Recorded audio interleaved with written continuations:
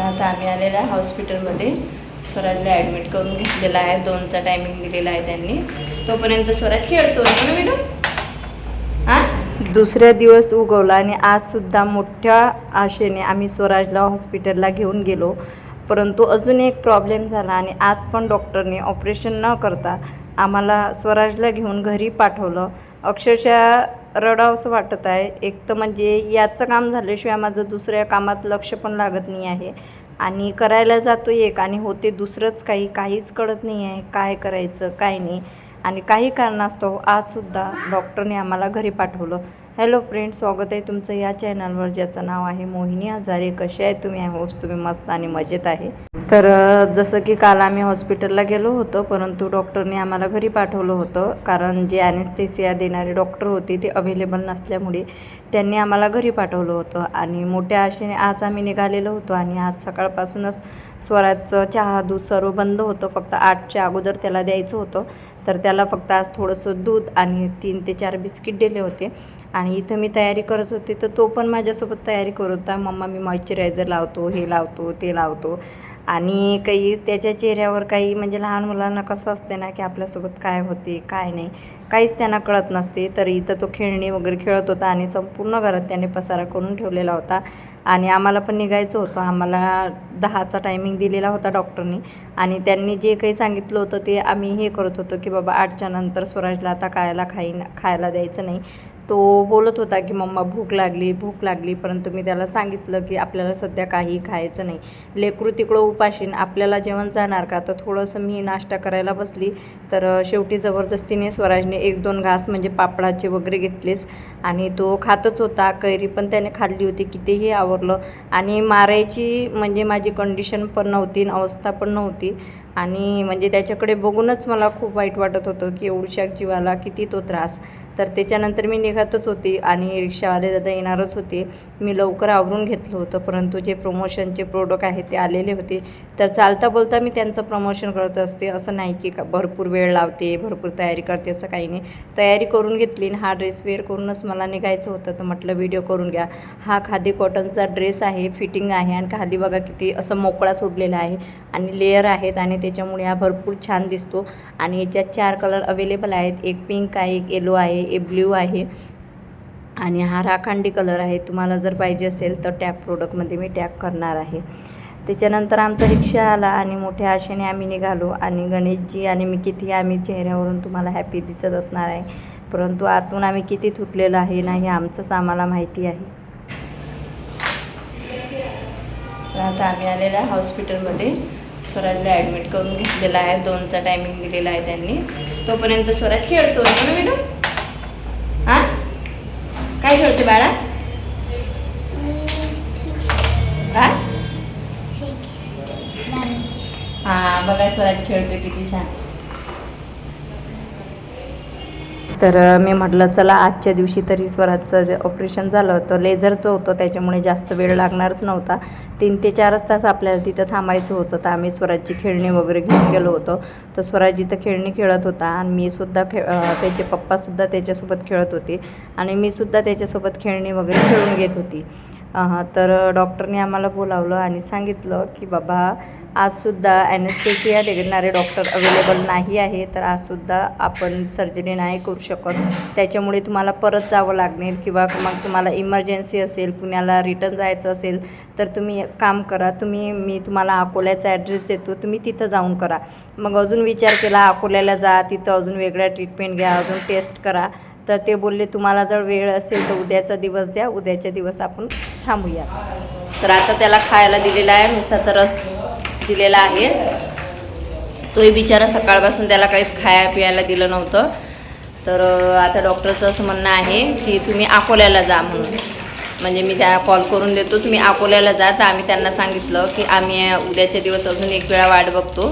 उद्या जर डॉक्टर नाही आले तर मग मी अकोल्याला जाऊ. नाही म्हणजे उद्याच जाऊ आपण अकोल्याला, आहे ना, जर आज आले नाही तर सांगते संध्याकाळी कन्फर्मेशन. तर डॉक्टर बोलले संध्याकाळपर्यंत कन्फर्मेशन सांगतो, नाही तर मग तुम्ही उद्या अकोल्याला जा. कारण आता जर अकोल्याला निघालो तर भरपूर उशीर होणार आणि आम्ही 2 वाजता पोहोचू. तर त्याच्यामुळे आज आमचं काम होणेच नाही आहे. त्याच्यामुळे आम्ही ठरवलेलं आहे की संध्याकाळपर्यंत हे डॉक्टर काय म्हणतात बघू, नाही तर मग उद्या सकाळीच अकोल्याला जाऊन करून येऊ. हो ना बाळा? हे रस पिऊन घे थोडासा. चला आपल्याला घरी जायचं. 2 हाताने घे. तर चला आता आम्हाला निघायचं आहे घरच्यासाठी. पी पटापट सर्व फिनिश करा. त्याच्यानंतर आम्ही 1 वाजेपर्यंत तिथं वाट बघितली. मग डॉक्टरने सांगितलं की आज काही होऊ शकत नाही. मग स्वराजला भरपूर अशी भूक लागली होती. मग यांना मी सांगितलं आणि यांनी उसाचा रस वगैरे थोडंसं स्वराजला खायला घेऊन आले आणि स्वराजला आम्ही उसाचा रस वगैरे पाजला आणि तिथून आम्ही निघालो. तर म्हटलं आता निघालेच आहोत, हे तर काम झाले नाही तर दुसरं तरी काम करूया. तर आम्ही तहसीलवर गेलो आणि तिथं आम्ही लग्नाची नोंदणीसाठी फाईल टाकण्यासाठी गेलो होतो. म्हटलं मॅ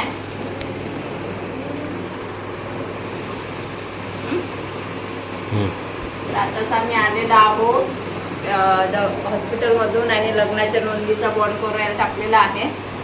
कालपासून फक्त फेऱ्याच होत आहे हॉस्पिटल घर. एकही काम ढंगाचं होत नाही आहे.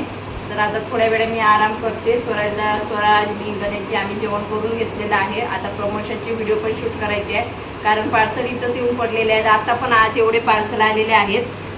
फ्लिपकार्टचे बहुतेक आहेत ते पार्सल. अजून तर मी एक पण नाही बघितलेलं कारण याचं स्वराजचं क्लिअर झाल्याशिवाय कामात पण लक्ष लागत नाही आहे. तर चला आता आम्ही थोडा वेळ झोपतो आणि नंतर मग बाकीचं शूट वगैरे करतो. ओके. तर आजचा ड्रेस हा आले आणि कसं आहे अकोला ते अकोलाच आहे, अकोट ते अकोटच आहे. अकोटमध्ये स्वराजची ट्रीटमेंट चालू होत आहे त्याच्यामुळे माझं मन मानलं नाही अकोल्याला जाण्यासाठी.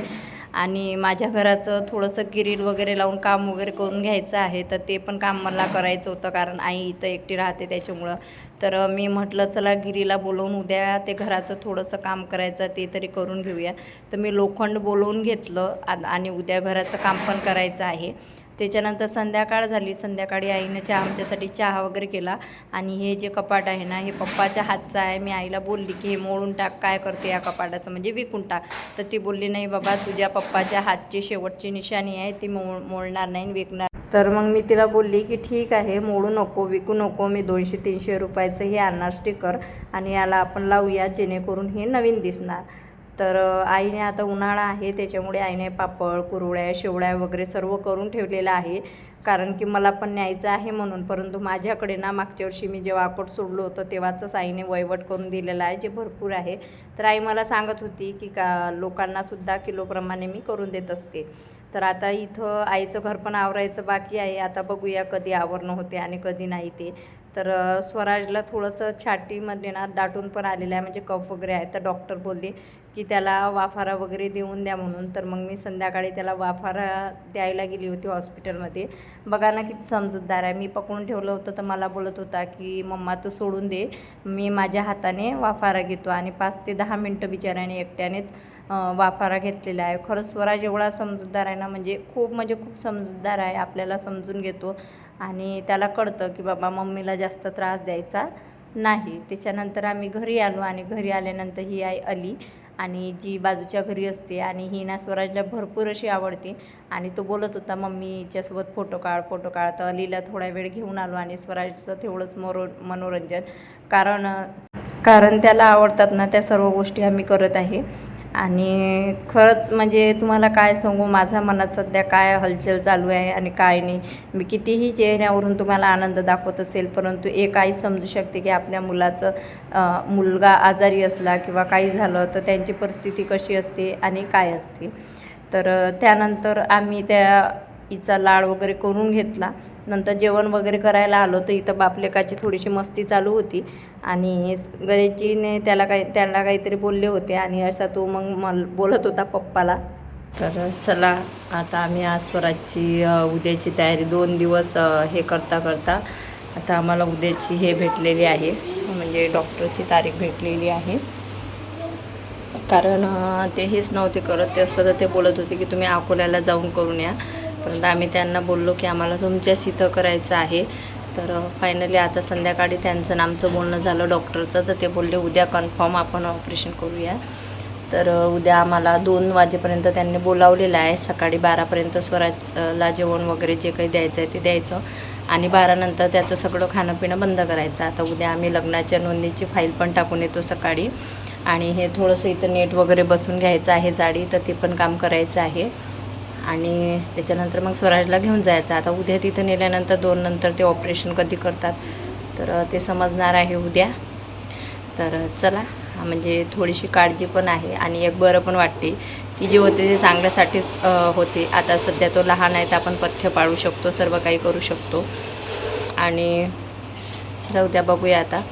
स्वामींनी जर हे दुःख दाखवलेलं आहे तर ते याच्यातून मार्ग पण काढणारच आहेत. तर चला, असा होता आजचा ब्लॉग. आताच आमचं जेवण वगैरे झालं, फाईल वगैरे तयारी केली. तुम्ही फक्त उद्या ते फाईलचं काम होऊ देऊ नका. तुम्हाला मी सांगतो इमानदारीनं पहिलेच मी त्या पोराच्या टेन्शनमध्ये आहो. लय मी या माणसाला अशी उद्या एक तर लग्नाची नोंदणी होणार, एक तर डायव्होर्स होणार, नक्की सांगतो मी. हाताला तोंडाला हात नाही लावायचं माझ्या अजिबात. स्किन केअर केलं मी आताच. तुमच्यासारखं खरकट तोंड नसते माझ्या.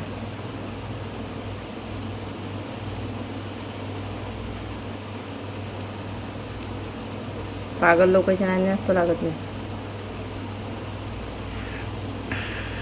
चला मग आता जेवते आता मी.